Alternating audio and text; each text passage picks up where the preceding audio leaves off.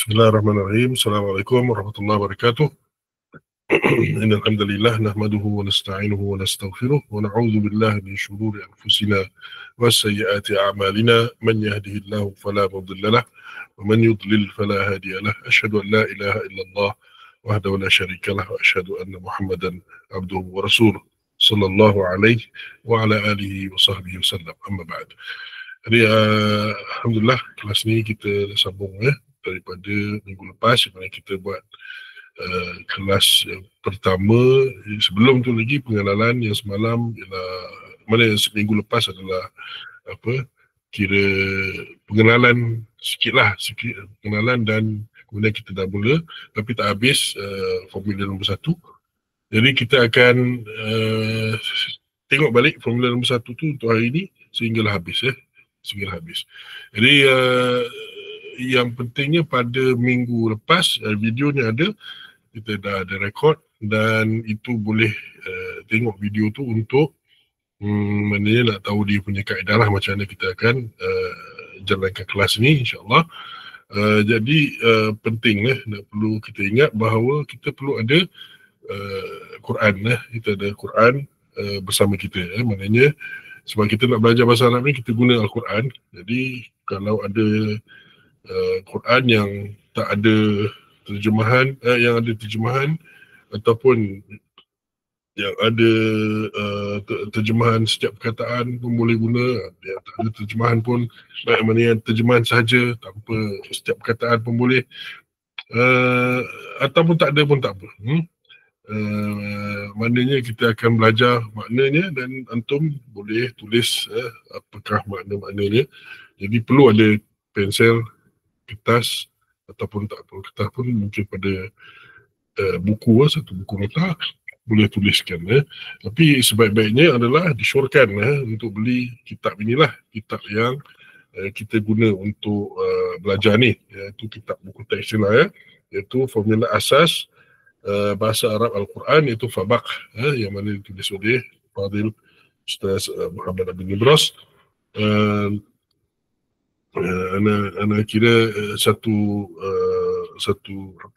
nikmat lah, iaitu dapat kita belajar dulu. Macam dulu ni, sebelum ni buat bahasa Arab, saya terpaksa beri kaedah itu, antum kena tulis ni kena tulis. Tapi kali ni ada kitab dia dah ada kitabnya, kaedah-kaedahnya ada.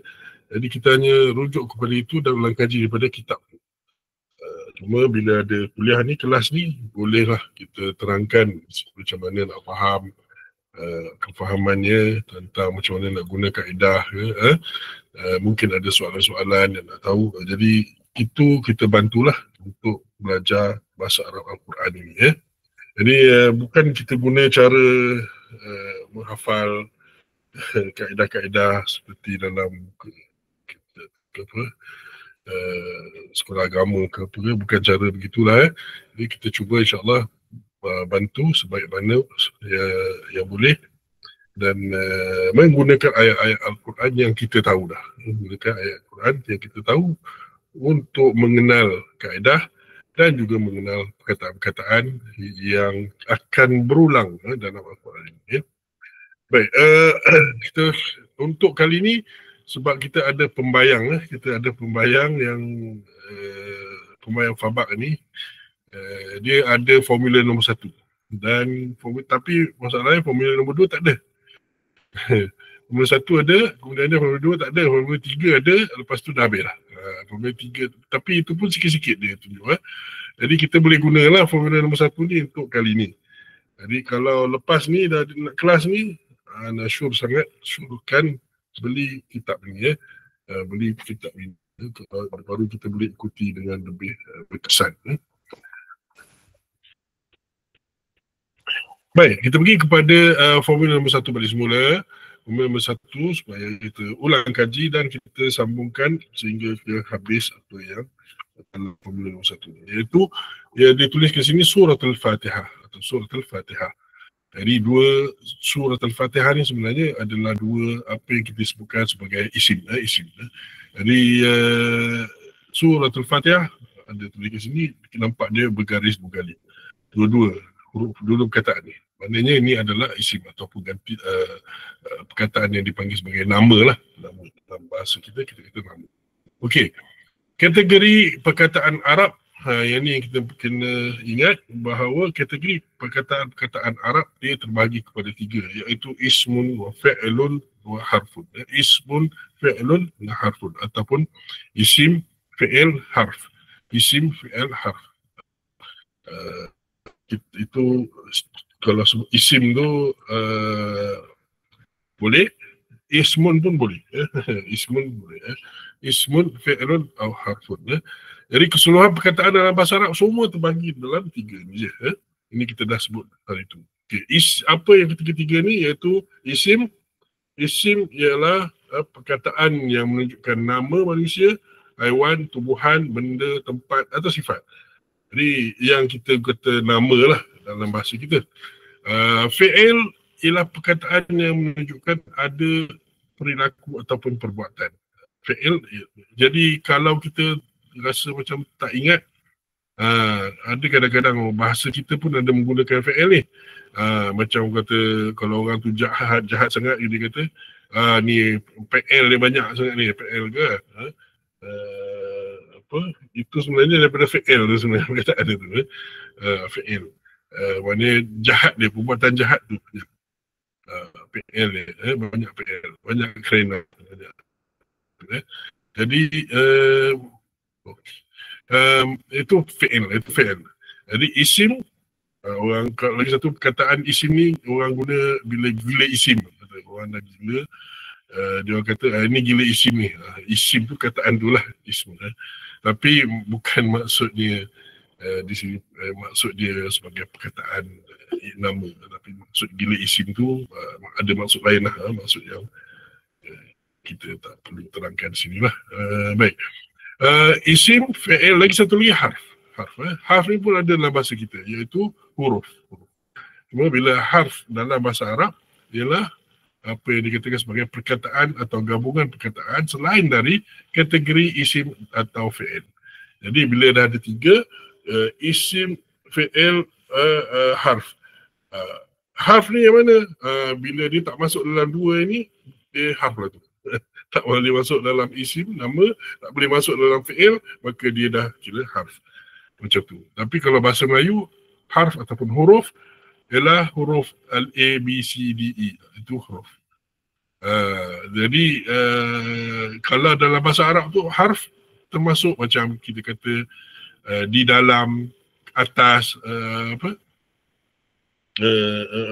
fi, contohnya perkataan fi, orang terjemah sebagai di dalam, fi, dalam, ataupun fi itu pada, ataupun boleh terjemah kepada atas pun boleh. Jadi makna dia berubah-ubah sebenarnya. Kataannya fi. Jadi bagi kita fi ni adalah satu perkataan.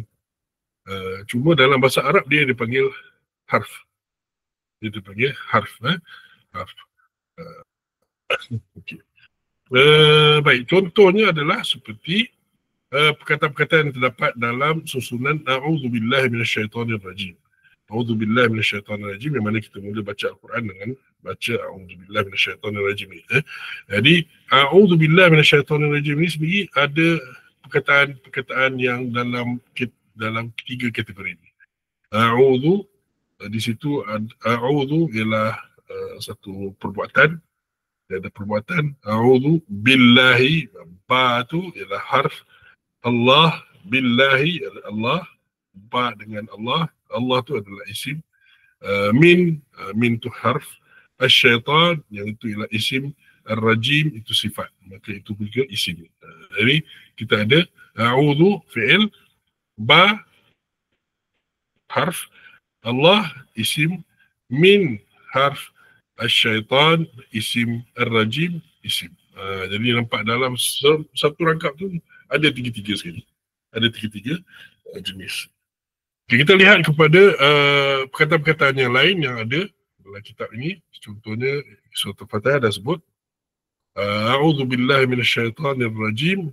A'udzu billahi minasyaitonir rajim. Jadi bila penting juga kita anak akan terangkan maknanya. Of course maknanya pun ada diterjemah kat sini. Jadi dengan ada makna tu kita kaitkan dengan perkataan yang kita baca tu. Jadi itu sebagai makna dia. Itu contohnya a'udhu, kita sebut a'udhu ni adalah fi'il. Maknanya ini, aku berlindung. Aku berlindung ya. Jadi a'udhu maknanya aku berlindung. Kalau kita tengok pada billahi, ba tu maknanya dengan. Allah itu Allah lah. Jadi dengan Allah. Dengan Allah. Jadi di sini ba ialah harf, Allah ialah nama. Jadi kita dapati dalam kitab ni, untuk yang belah sini dia kata keseluruhan perkataan yang digariskan dalam ayat-ayat di atas adalah kategori isim. Jadi yang digariskan kat sini isim. Jadi Allah isim, asy-syaitan isim, ar-rajim isim. Allah, kita tahu Allah Tuhan. Asy-syaitan, kita tahu syaitan tu apa maksudnya. Ar-rajim maksudnya ini. Sangat direjam. Kenapa disebut sangat, ada ditanya hari itu minggu lepas. Sangat bermaksud dia berlebih-lebihan dari segi keadaannya direjam itu atau sifat dia direjam itu. Kenapa berlebihan? Sebab dia punya cara formula ataupun format dia. Kalau bahasa Arab dia panggil sirah. Ni format dia ni. Ar-Rajim macam Ar-Rahim. Ar-Rahim dia ada ra, ha dengan ya di situ, ada mim. Itu Ar-Rahim. Yang itu maknanya yang maha, yang banyak berlebih-lebihan, iaitu apa? Rahmatnya. Itu kalau Ar-Rajim dari segi dia dihindari ataupun dia dihindari daripada mendapat rahmat Allah Subhanahu Wa Taala. Dia tak dia direjam itu maknanya dibuang daripada rahmat Allah Subhanahu Wa Taala, gitu ya. Jadi bila dia dibuang ni dalam keadaan buang sikit-sikit ke macam mana? Kita sangat-sangat dia. Sangat-sangat tidaklah dia tu menerima rahmat Allah SWT langsung. Jadi itu dari segi format dia, dari segi format. Asal dia perkataan dia rahamim, rahimah ataupun rahmat. Perkataan rahmat ni banyak sangat digunakan di Malaysia. Rahmat tu nama orang punya, dan juga makanan rahmat pun ada, macam-macam lah. Jadi rahmat tu adalah asal Ar-Rahim. Ar-Rahman pun sama juga. Jadi kalau kita lihat dalam sini selepas ni, Bismillahi, ba ni sama dengan yang atas ba ni. Jadi ba ni ialah dengan sin min ni ialah asalnya alif sin min. Alif sin min ya, cuma digugurkan alif tu. Asalnya ialah ismun ataupun isim. Jadi dengan nama ya.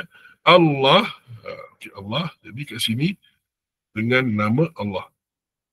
Nama Allah ni ada lain tak? Ada. Ar-Rahman satu lagi nama Allah, dan lagi satu lagi nama Allah Ar-Rahim. Dua nama Ar-Rahman Ar-Rahim ni asalnya daripada rahmat.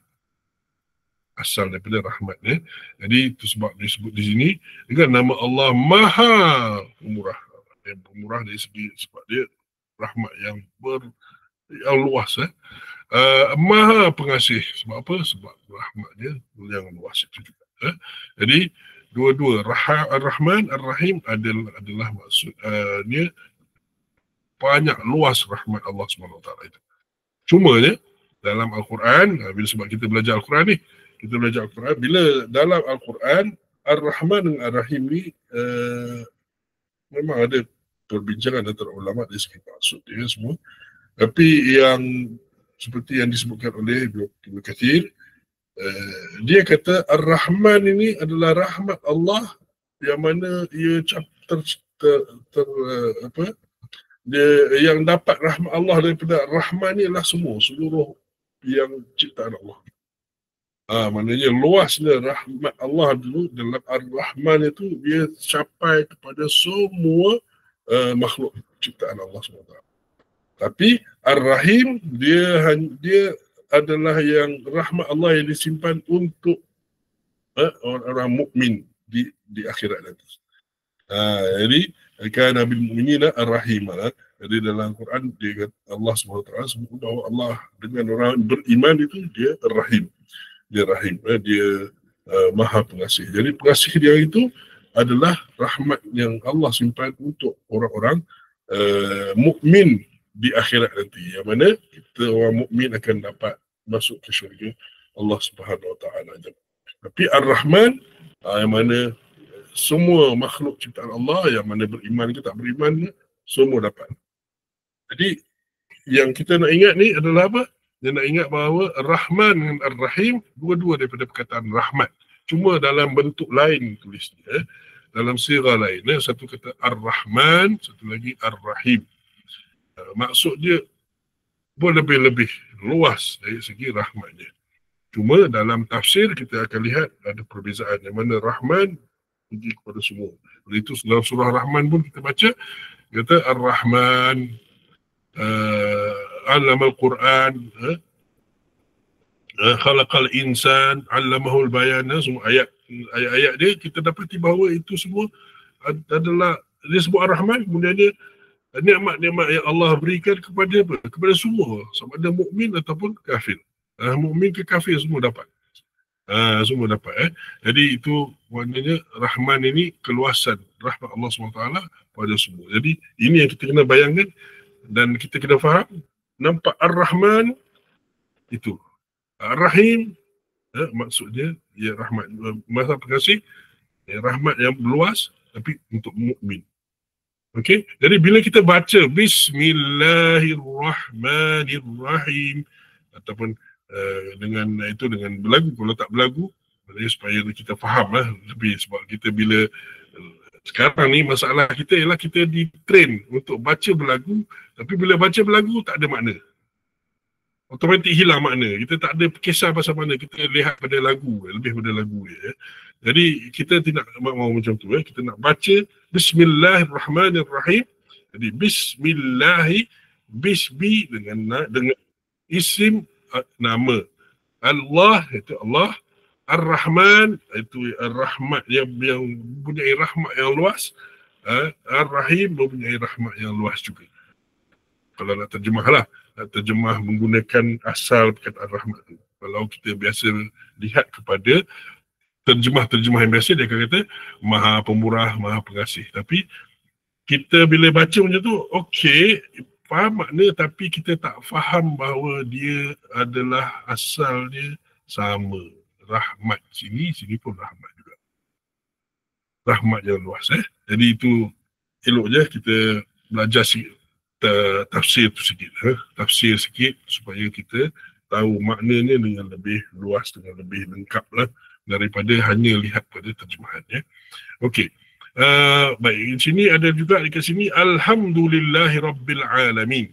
Alhamdulillahi Rabbil Alamin. Alhamdu pujian, ataupun ada yang terjemahkan segala pujian. Yang mana yang lebih betul ataupun lebih baik dari segi maknanya yang konsisten dengan tafsir yang mengatakan segala pujian ataupun pujian-pujian yang banyak yang tak terhingga.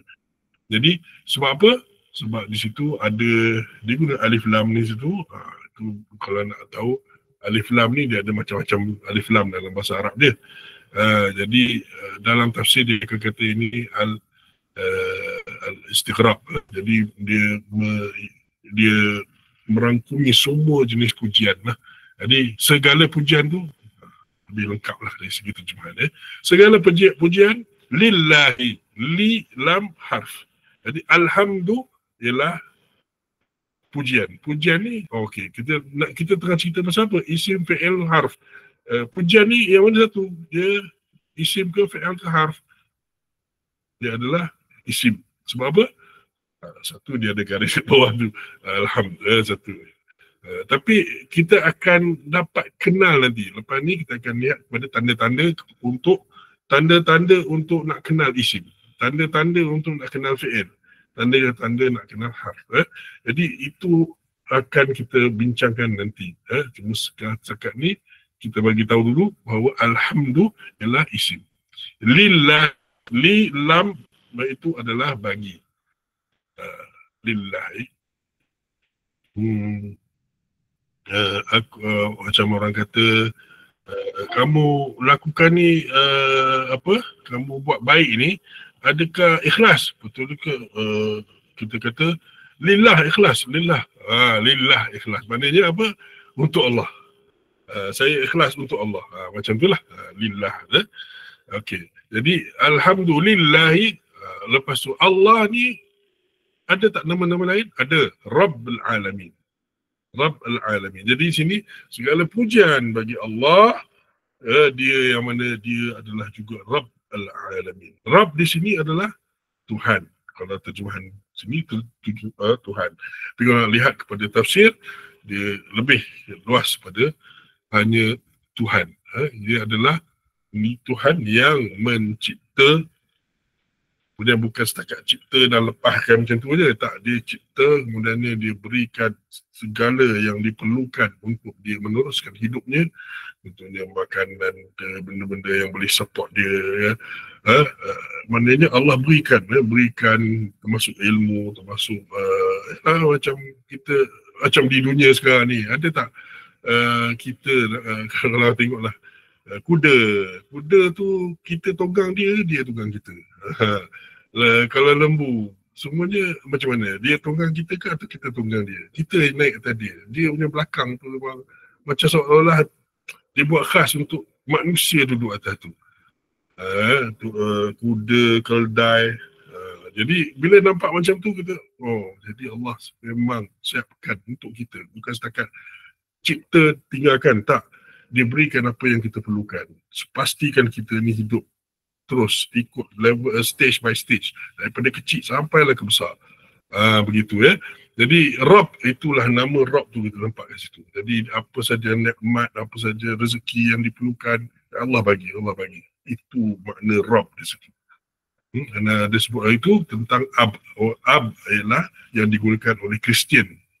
Kristian dia kata, Tuhan kita, nama kita panggil The Father. The Father ni adalah satu nama dia, bapa tu ni nama yang kita kata rahmat lah, kita ada kasih sayang lah bapa kepada anak, macam tu.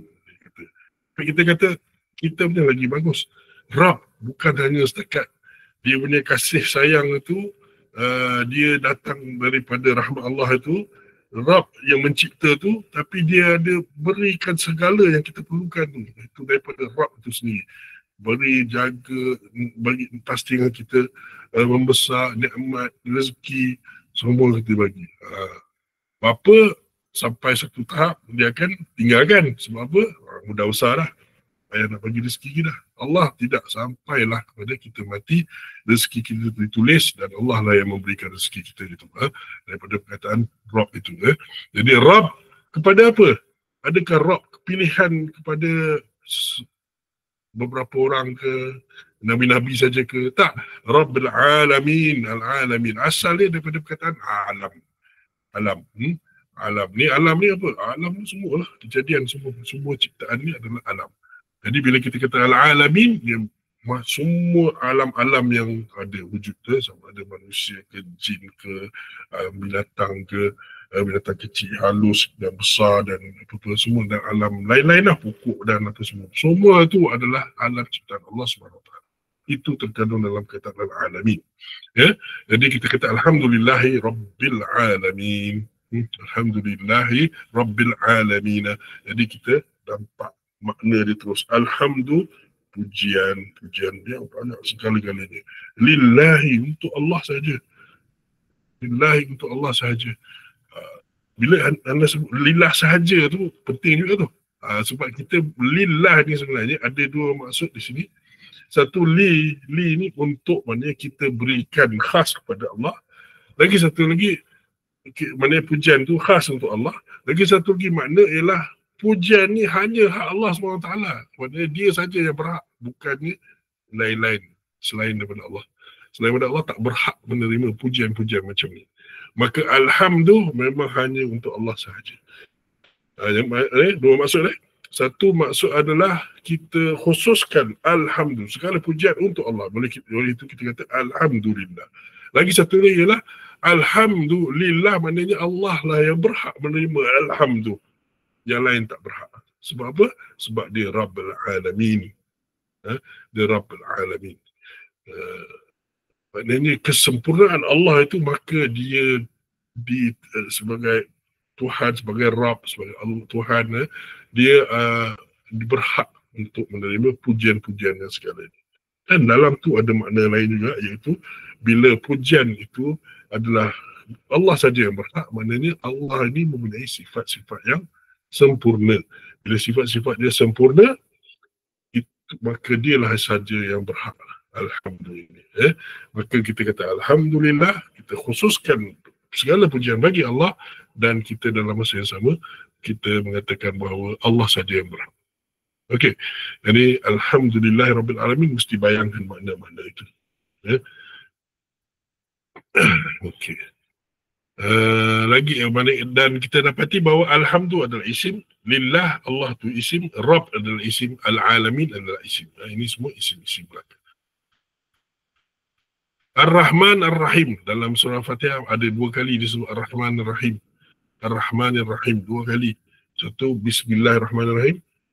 Sebab apa? Dalam surah Fatihah, menurut pendapat Imam Syafi'i, dan ada dalam mushaf sekarang ni, kita buka mushaf dalam di Malaysia, kita dapati Bismillah itu adalah ayat yang pertama dalam surah Fatihah.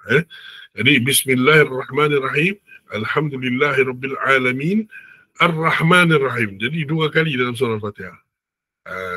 Ada pendapat yang mengatakan Bismillah itu bukan sebahagian daripada surah Fatihah. Walaupun dia adalah sebahagian daripada Al-Quran, tapi dia bukan daripada surah Fatihah. Maka ayat yang pertama bagi pendapat itu ialah Alhamdulillahirabbil alamin. Itu ayat pertama. Kalau pendapat yang kita kata sebelum ni, Syafi'i, iaitu diambil pendapat Bismillahirrahmanirrahim sebagai ayat pertama. Okey. Okey, jadi 2 kali ada Ar-Rahman Ar-Rahim. Jadi dari segi nak faham macam mana, kenapa 2 kali disebut, mungkin kalau kita nak faham lah sikit-sikit lah. Jadi kita akan dapati bahawa mula-mula tu Bismillah itu adalah dari segi nak memulakan sesuatu, maka dia mulakan dengan apa? Dengan keberkatan dan pertolongan Allah Subhanahu Wa Taala, iaitu Ar-Rahman Ar-Rahim. Jadi itu Bismillah.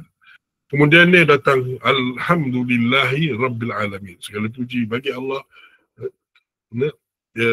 yang merupakan Tuhan segala alam. Jadi bila kita bayar dia sebagai alam yang mencipta dan jaga semua tu, kita mungkin timbul satu soalan. Iaitu, adakah Allah sebagai pencipta dan yang mencipta semua ni, seluruh alam ni, adakah dia atas dasar maknanya dia punya apakah yang dikurniakan Allah, ataupun apakah yang balasan-balasan yang kita terima daripada Allah ke, adakah ia datang daripada lebih pada rahmat dia, ataupun datang daripada dia punya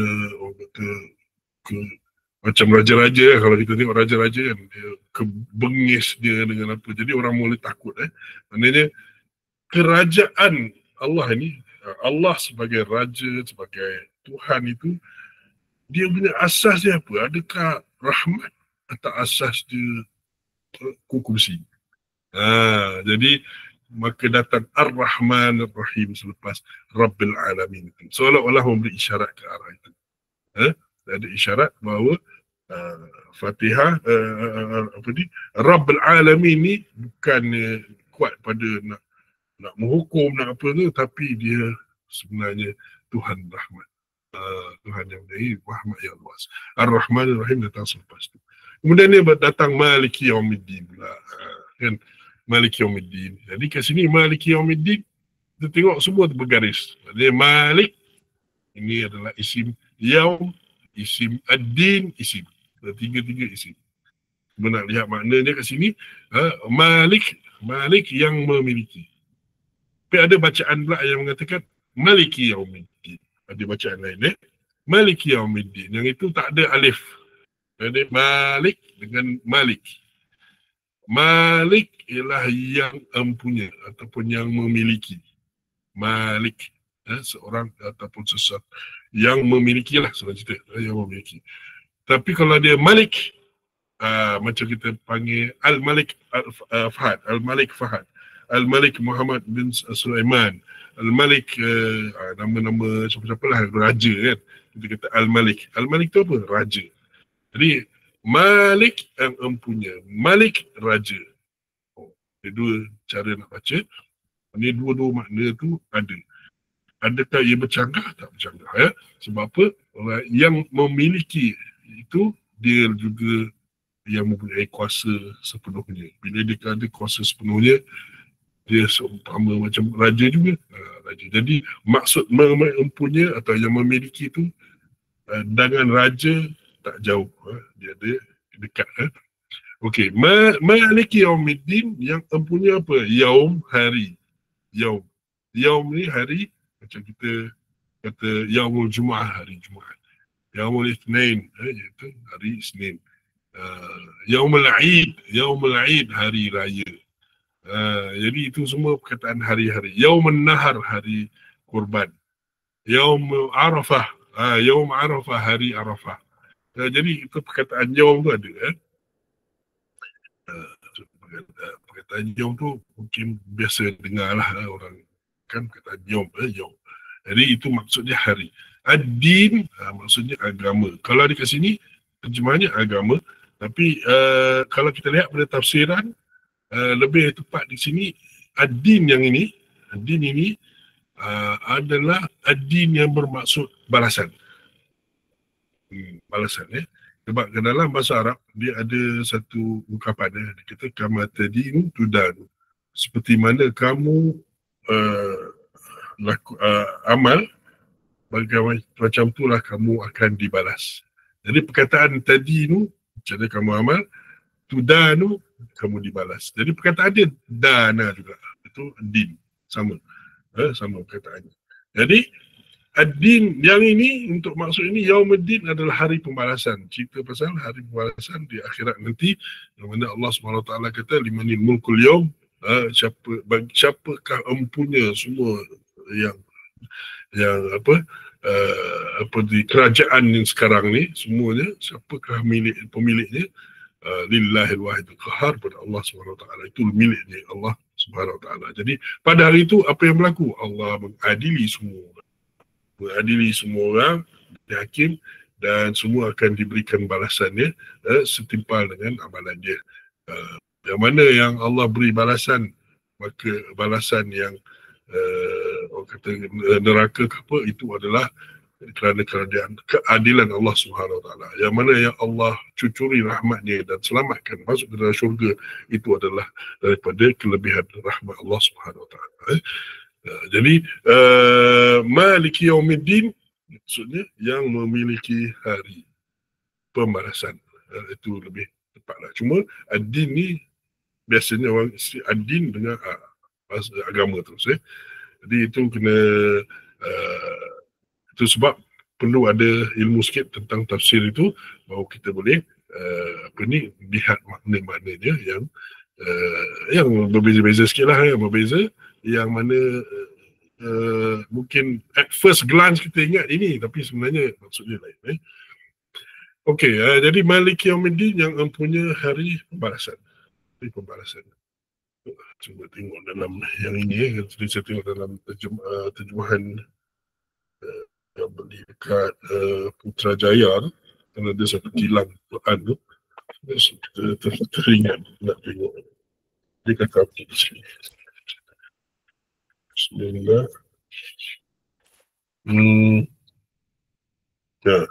Okey. Dia kata sini Maliki Yaumiddin, Maliki Yaumiddin, pemilik atau waktu dia sengkang, itu penguasa. Pemilik atau penguasa. Yaum itu hari. Ad-din dia tulis agama. Dia tulis agama. Kemudian dia bracketkan pembalasan. Nampak? Dia bracketkan pembalasan. Sebab in general kita lihat benda tu, din tu sebagai maksud dia agama. Biasanya orang terus fikir agama, tapi sebenarnya kat sini adalah pembalasan. Itu dalam yang ini yang mana dia letak setiap perkataan dia.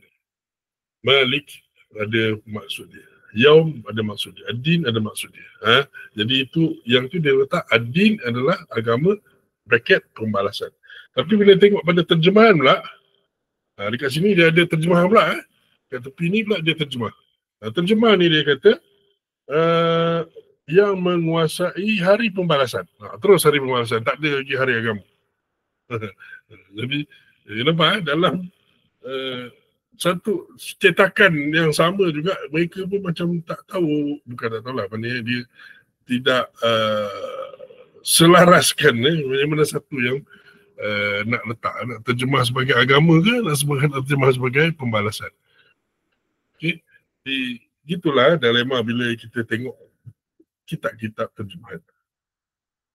Jadi itu sebabnya elok nak belajar bahasa Arab Al-Quran, ikut satu cara nak belajar. Dan bila guru-guru dia, kalau sebaik-baiknya adalah orang yang ada ilmu tentang agama juga, tafsir, dan dia boleh tengok makna dia yang lebih lengkap untuk maksud yang ada. Walaupun dari segi perkataan kita nampak ni makna dia. Jadi dia ada terjemahan perkataan dan satu lagi makna ayat. Terjemahan perkataan dan makna ayat. Jadi mungkin dua tu jadi berbeza. Okey, kita lihat kepada iyyaka na'budu wa iyyaka nasta'in. Iyyaka na'budu wa iyyaka nasta'in. Iyyaka na'budu wa iyyaka nasta'in. Okey, iyyaka, Allah kata kat sini, iya ni maknanya kepada kamu. Penting kat situ kena ada ya tu, kena ada sabdu. Kalau baca iyyaka na'budu, maknanya tak ada sabdu, maknanya tidak iyyaka, kita baca iyyaka. Salah sebab iya tu, iya sahaja tanpa sabdu, ia adalah daw, cahaya ataupun yalah cahaya lah. Jadi bila kita iyyaka, itu cahayamu kami sembah, macam tu. Silap saya lah, itu maksud dia. Jadi iya kena ada sabdu tu, baca betul-betul. Jadi iyyaka, hanya kepadamu. Ka di situ kamu. Ka tu ada garis, maknanya ini juga adalah isim.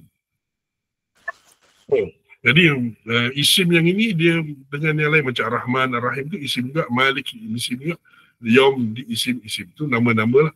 Ada yang nama sifat, ada yang nama benda, ada yang nama hari kan. Tapi yang ini ka ni ialah ganti nama. Ganti nama ka. Jadi iyyaka, ke engkau. Maksudnya terjemah ni akan engkau. Ataupun kepada engkau. Sebenarnya nak apa tu ada lagi lah. Jadi mungkin saya boleh satu hari nanti kita akan balik semula ke inilah. Sebab asal dia adalah na'buduka, asal dia kami sembah engkau.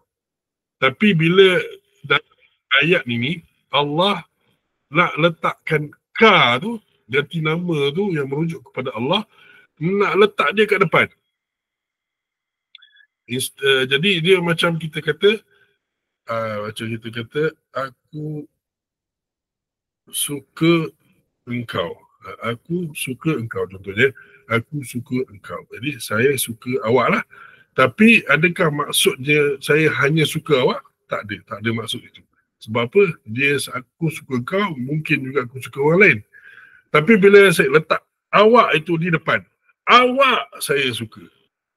Di sini maknanya dia hanya dah meletakkan awak sahajalah yang saya suka. Bukannya ada lain lagi, macam kita nak buduka tadi, kami sembah kepadamu. Tapi tak, maksudnya kami ada tak sembah pada yang lain. Jadi bila kata na'budu, iyyaka na'budu, maknanya kepada engkau sahaja. Itu yang disebut dalam terjemahan kadang-kadang kita tengok ada sahaja.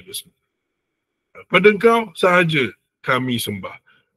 Dan kepada kau sahaja kami minta pertolongan. Jadi kat situ ada apa dipanggil pengkhususan. Ada tadi nak tanya soalan ni. Boleh sila tanya kalau lah. Terus salah tekan. Tadi siapa tadi? Khalid Musa apa nak tanya soalan? Ataupun kalau nak tanya soalan boleh masuk dalam message boleh masuk ke dalam message. Biar anda boleh baca dan terus respon. Okay. Iyyaka na'budu wa iyyaka nasta'in. Jadi ka itu adalah ganti nama lah, ganti nama ataupun dalam bahasa Arab dia panggil isim juga. Isim okey, isim. Iyyaka isim. Tapi iya tu sendiri dia tak masuk dalam fi'il, dia tak masuk dalam isim. Maka dia adalah harf. Jadi iya dan iya di sini dua kali iya adalah harf. Kemudian ka isim. Na'budu fi'il. Wa iya wa ni harf harf dan iya harf. Ka itu adalah isim. Kemudian ada nasta'in, itu kami minta pertolongan. Kami minta pertolongan. Nasta'in ini fi'il fi'il. Jadi kita dapati itu semua ada dalam ni, semua ada. Ada tiga-tiga tadi perkataan tadi. Harf ada, isim ada, fi'il ada. Yang dalam terjemahannya, yang engkau ni, yang ini huruf besar kan? Yang ini huruf besar sebab apa? Sebab dia isim. Ini isim. Ni, tapi kat sini ada perkataan kami ni. Dia ada perkataan kami ni. Bukankah kami ni adalah isim? Dalam bahasa Melayu kita panggil ganti nama kan? Samalah. Mana? Kenapa di sini tak ada? Ini sebab apa? Dalam fi'il ini, dia dah ada ganti nama. Jadi ini kita akan tengok kemudian. Tapi ganti nama ni, dia start dengan na'budu. Asalnya, tanpa ganti nama, dia jadi abadah. Dia sembah. Jadi na'budu kami sembah. Jadi abadah, ibadah, perkataan ibadah pun daripada perkataan abadah juga.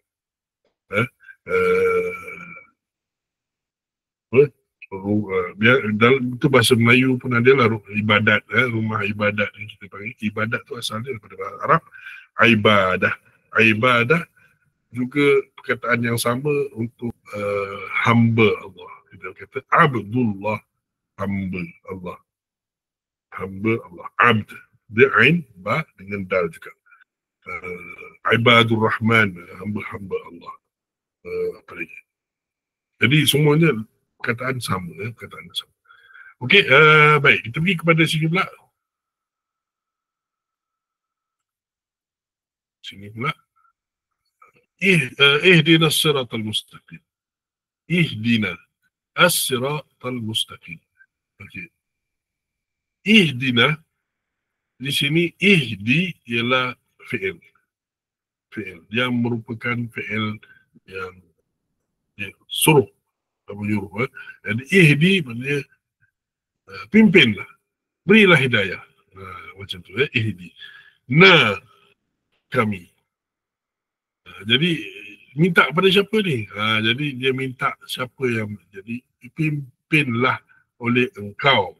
Oleh engkau di sini rujuk kepada Allah.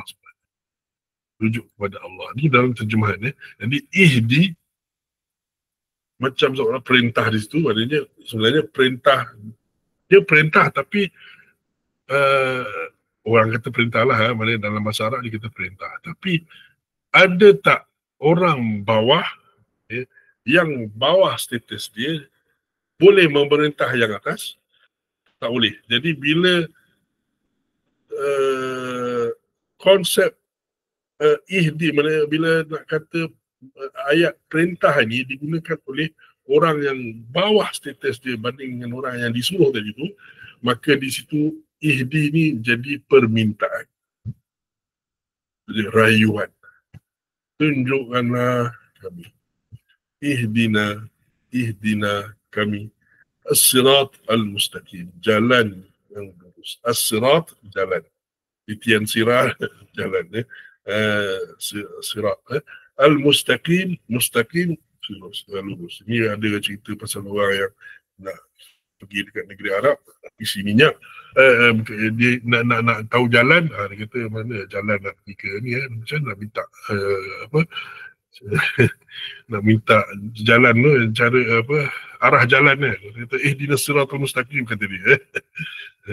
Itu lawak lah, tapi nak kata ihdinas siratal mustaqim, jalan yang lurus itu as-sirat ialah al-mustaqim.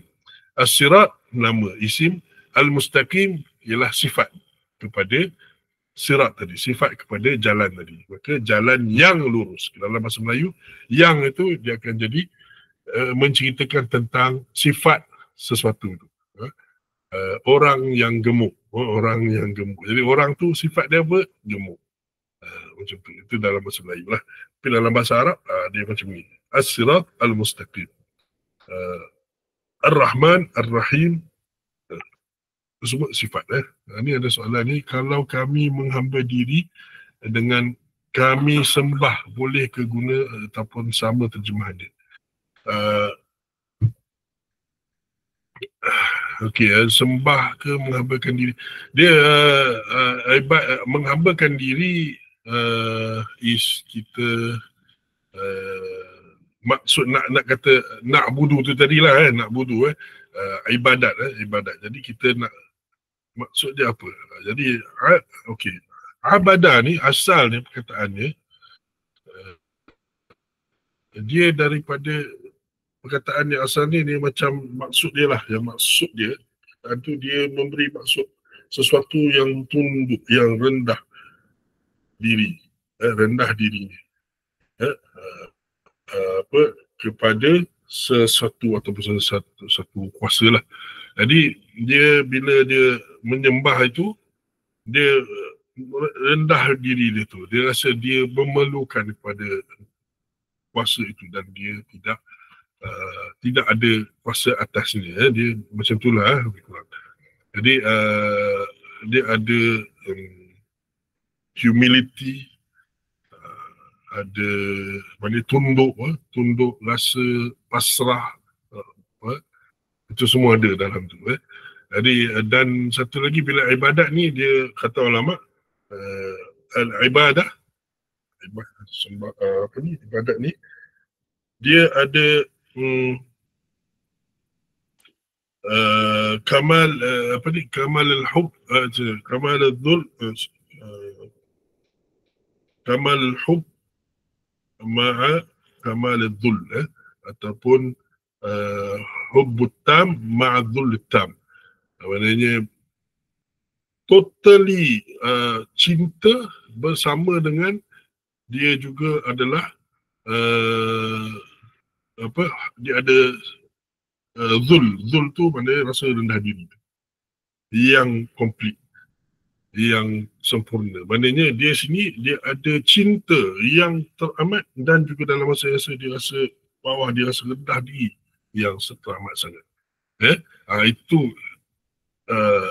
intipati kepada ibadat.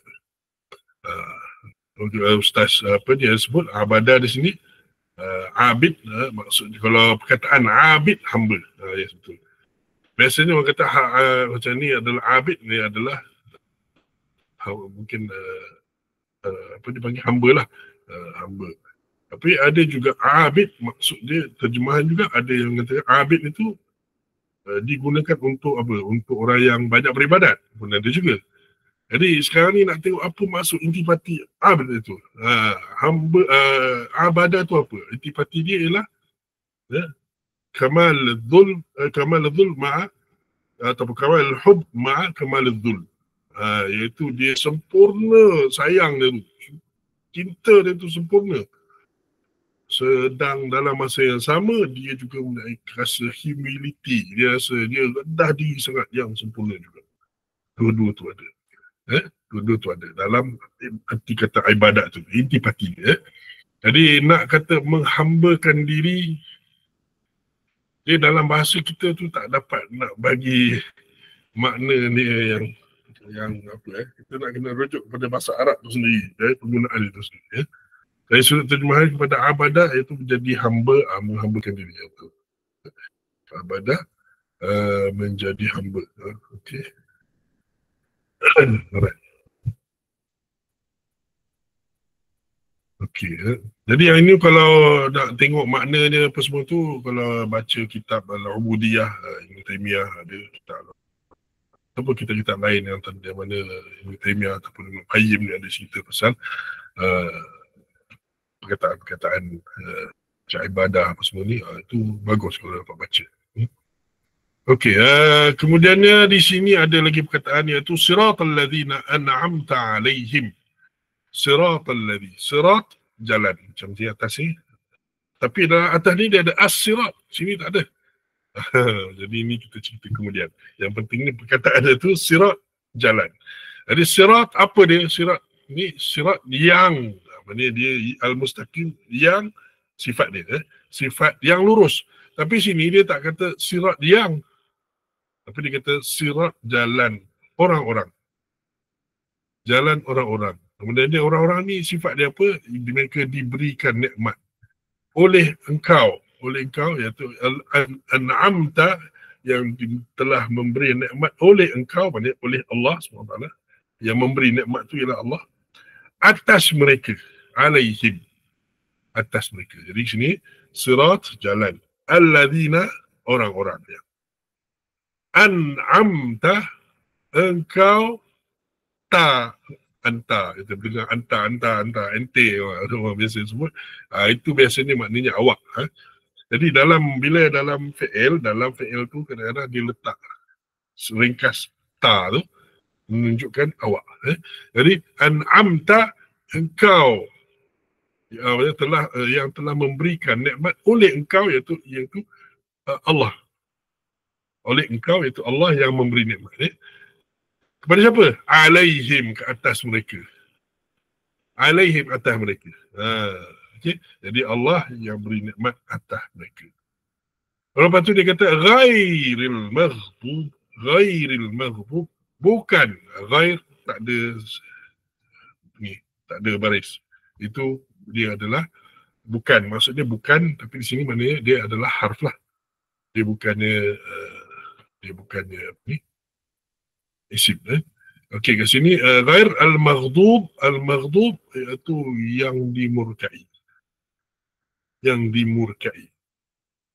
Alaihim, atas mereka. Al-maghdub, yang dimurkai. Alaihim, atas mereka. Tapi dia tak kata, kenapa tak kata an'amta alaihim ghairil ladina ghadibta alaihim, bukan dan bukan jalan mereka yang engkau telah murkai pada mereka. Engkau yang telah memurkai oleh engkau atas mereka. Tidak macam tu. Tak disebutkan macam tu. Disebut bukan jalan-jalan mereka yang dimurkai atas mereka. Kenapa macam tu? Ni seronok pergi balik ke tafsir tu. Kena balik ke tafsir pula. Kenapa macam tu Allah guna? Lepas tu dia kata waladhalin, dan juga bukan ad-dhalin, yang orang sesat. Jadi satu al-maghdub alaihim, yang dimurkai, bukan yang engkau murkai, tapi yang dimurkai. Jadi kenapa tak disebutkan yang Allah murkai? Jadi ada dua sebab. Satu sebab dia ialah yang memurkai ini orang tahu dah, iaitu Allah. Satu lagi maksud dia adalah ini menunjukkan yang memurkainya bukan semestinya Allah saja. Orang-orang ni macam yang dikatakan sebagai al-maghdub alaihim ni, kata Nabi SAW dalam tafsir ni, Nabi sendiri kata al-maghdub alaihim humul yahud. Mereka adalah orang Yahudi. Mereka adalah orang Yahudi. Jadi bila kata Yahudi ni apa? Siapa marah kat dia? Zaman sekarang ni siapa marah kat orang Yahudi? Allah pastilah marah pada mereka. Orang-orang manusia ni pun semua marah kat dia. Jadi bukan khas hanya Allah saja yang yaghdub alaihim, yang marah pada mereka, tapi al-maghdub alaihim min qibali, maknanya dari siapa? Siapa yang memarahi mereka? Allah, dan juga satu dunia ni marahi mereka.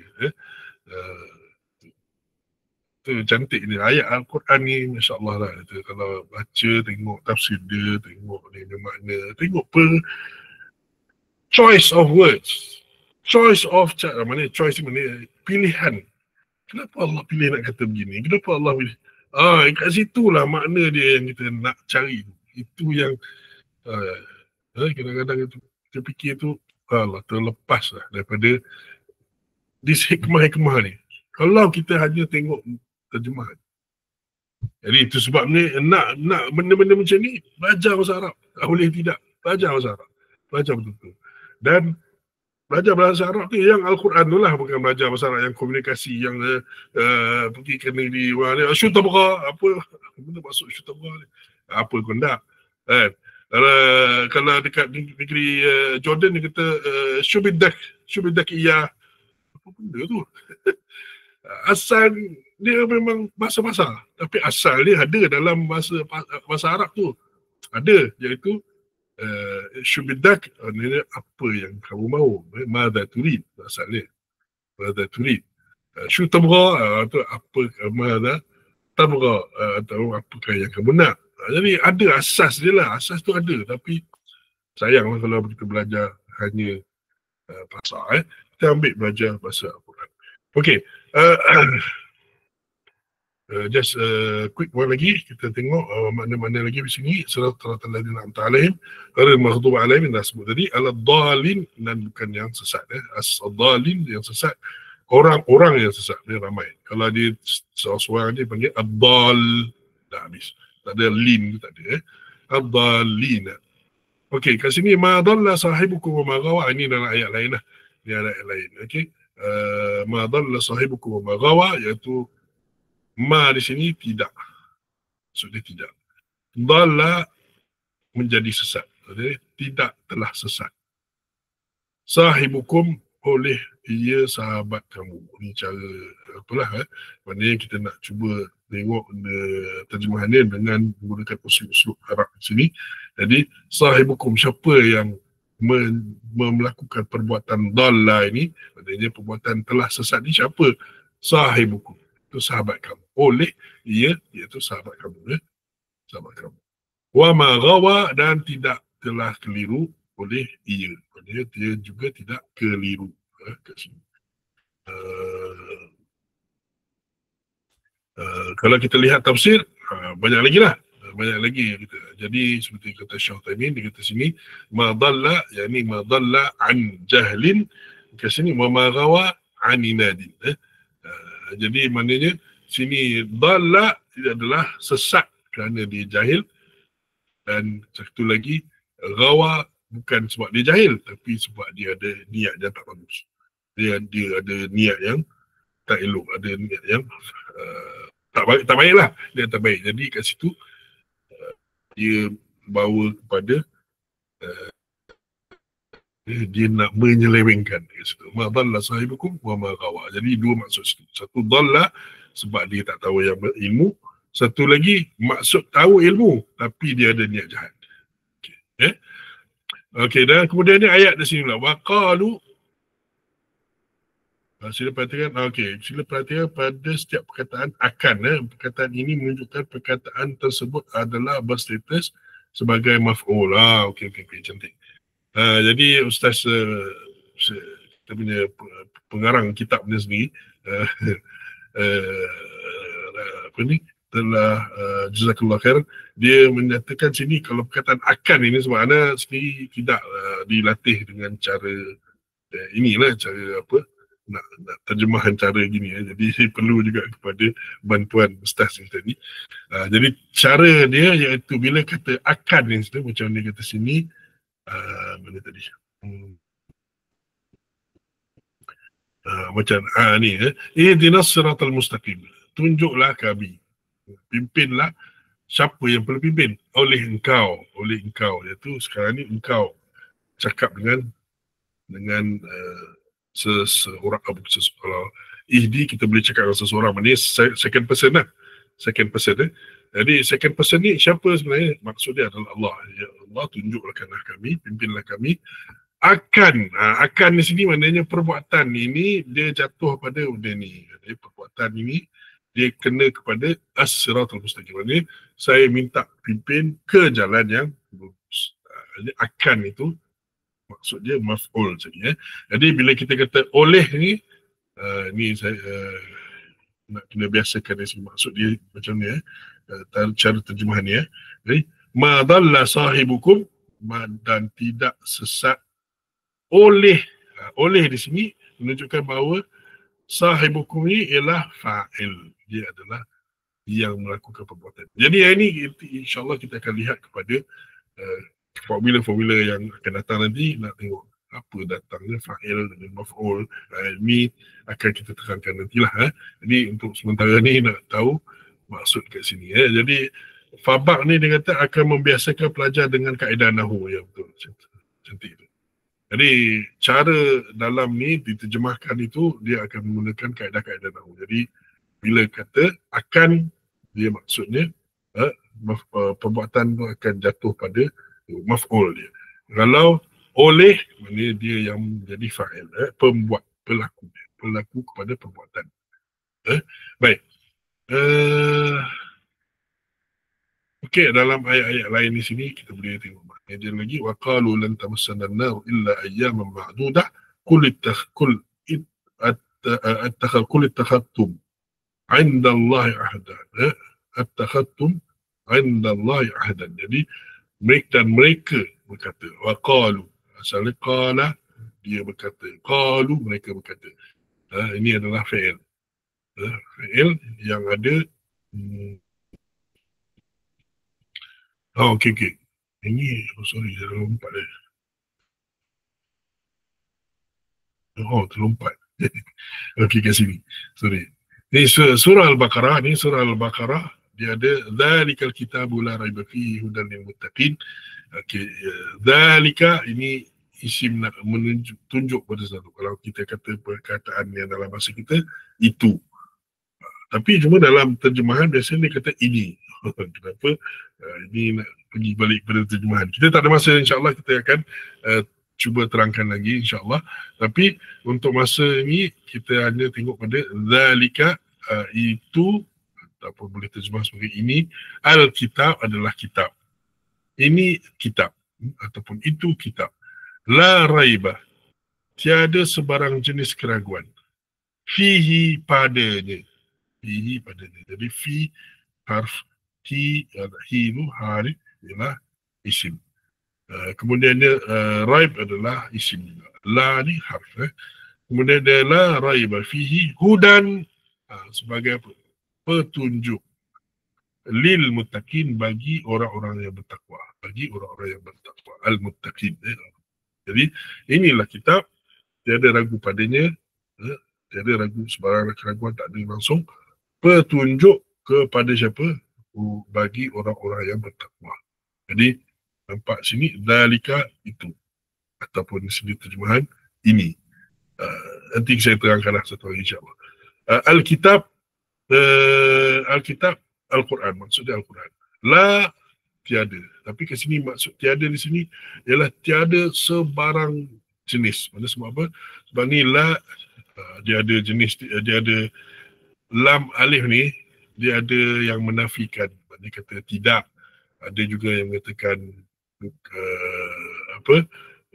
dia hanya setakat kata tidak lah, tidak. Ada juga yang mengatakan tiada langsung jenis ni. Dia kata la nafyun lil jins. Jadi la ni tak ada langsung. Di mana kalau lihat pada raib ni keraguan. Jadi tak ada langsung. Jenis keraguan macam ni tak ada langsung pada kitab. Jadi bila terjemahan cara ustaz ni, dia ada nak lihatkan kepada apa dipanggil ni, tiada ni jenis yang tiada yang mana. Kat sini menafikan segala jenis keraguan padanya sebagai petunjuk bagi orang-orang yang bertakwa. Okay. Saya masuk tafsir ni mungkin panjang sikit, jadi tak apa, kita akan sambung lagi kepada isim kat sini lah. Kita tak dapat ini keseluruhan ni adalah tentang isim lah. InsyaAllah kita akan masuk fi'il minggu depan. Minggu depan kita tak dapat. Kejap. Pukul berapa tadi kita start? 9.45 sampai 10.30 betul lah. Jadi kita pernah terlewat lah. Sorry, ada kat sini perkataan telah itu pula menunjukkan bahawa perkataan itu adalah dari kategori fi'il madhi. Okey, perkataan telah jadi dalam terjemahan macam ini dia kata jalan orang-orang yang telah memberi nikmat. Kat sini fi'ilun madhi, iaitu fi'il kata perbuatan yang dalam bentuk yang telah berlaku. Dalam bahasa orang putih apa dia panggil past tense. Bahasa Melayu tak wujud. Bahasa Melayu tak ada wujud. Dia hanya guna perkataan telah saja. Telah tu menunjukkan benda tu dah berlaku.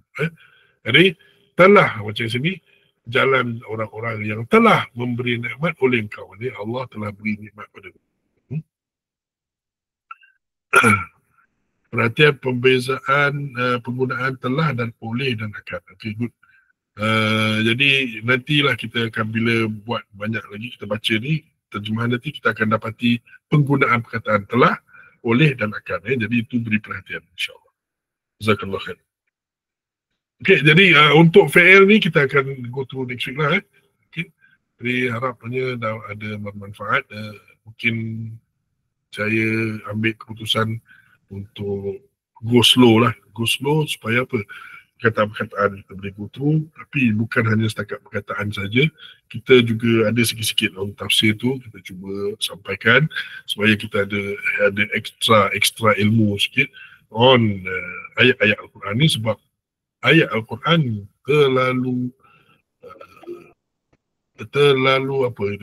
terlalu dalam maknanya, sehingga kan kalau kita ni nak main cetek-cetek sangat tu rasa rugi sangat. Jadi kalau macam tadi kita just ambil perkataan ringkas saja terjemahan, kita dah hilang banyak daripada maknanya. Jadi okay, good. Kita akan sambung dengan muka surat 29 ni. Cuma saya showkan lagi sekali beri kitab, cuma dapatkan kitab ini. Itu dia punya link dia ada dekat ni. Jadi YouTube boleh tengok kat YouTube. Dalam YouTube tu ada link dia. Sekejap saya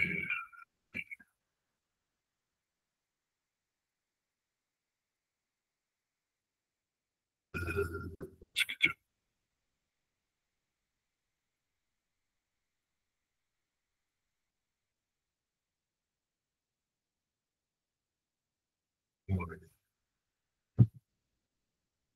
Okay, yang ini ialah rakaman hari tu. Jadi dalam ni boleh nampak dekat situ juga ada rakaman, ada boleh nak join pad ni, dan pada YouTube tu sendiri ada kotak description pada video tu. Jadi description dalam tu ada link kepada nak beli kitab tu, borang dia ada kat situ. Jadi boleh tengok, buka YouTube, tengok dia punya description box dia.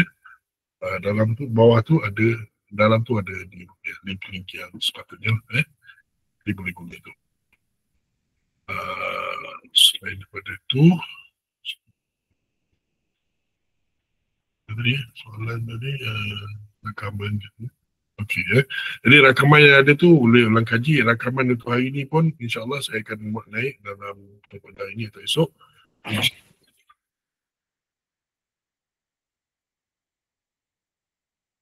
Baik, kucing. Okey. Sampai situ je insyaAllah. Semoga yang ini bermanfaat. Sallallahu alaihi wa Muhammad wa ala alihi wa sahbihi ajma'in. Walhamdulillahirrahmanirrahim. Subhanakallahumma wa bihamdik. Asyhadu an la ilaha illa anta astaghfiruka wa atubu ilaik. Assalamualaikum warahmatullahi wabarakatuh.